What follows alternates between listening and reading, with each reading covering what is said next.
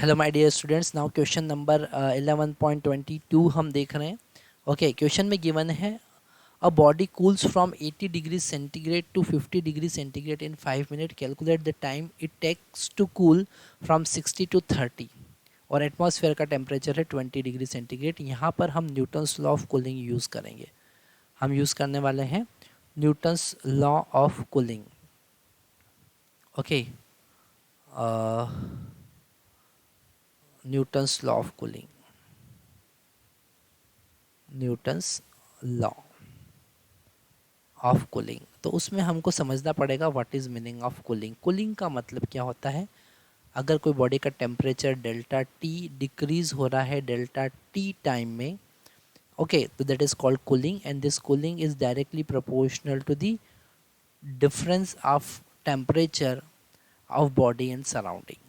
Okay, जो temperature difference है उसके डायरेक्टली प्रोपोर्शनल है। उसका कहना है कि जो रेट ऑफ कूलिंग है वो उतना ही ज़्यादा होगा जितना डिफरेंस ज़्यादा है। अगर बॉडी और एटमॉस्फेयर के बीच का टेम्परेचर डिफरेंस ज़्यादा है तो रेट ऑफ कूलिंग क्या होगा?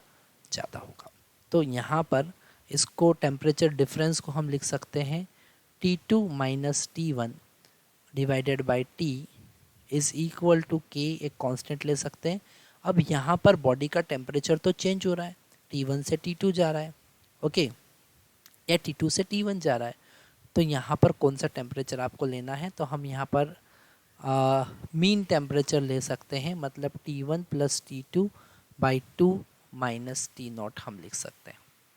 ओके, यहाँ पर आप इंटीग्रेशन का भी कॉन्सेप्ट यूज़ कर सकते हैं, एक्सप्लेनेशन टर्म बना सकते हैं, पर एवरेज की हेल्प से भी अगर सॉल्व करेंगे तो अप्रॉक्सीमेट आंसर करेक्ट आएगा।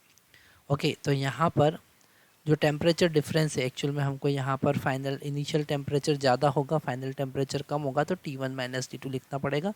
तो केस वन के लिए हम यूज़ करेंगे 80 minus 50 divided by 5 minute is equal to K 80 plus 50 divided by 2 और एटमॉस्फेयर का टेम्परेचर 20 दे रखा है। अब हम केस 2 की बात करते हैं।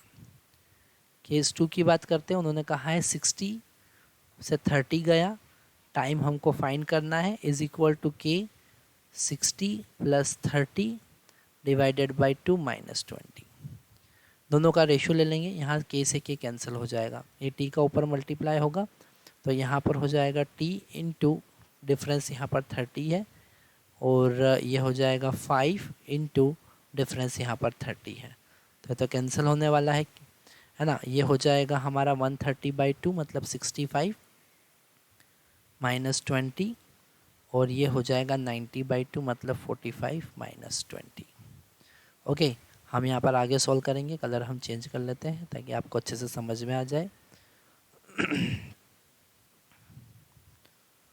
तो हम लिखेंगे यहाँ पर T/5 is equal to, it is 45 divided by, ये हो जाएगा 25।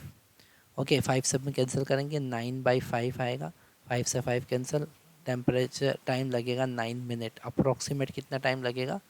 9 minute, that is the answer.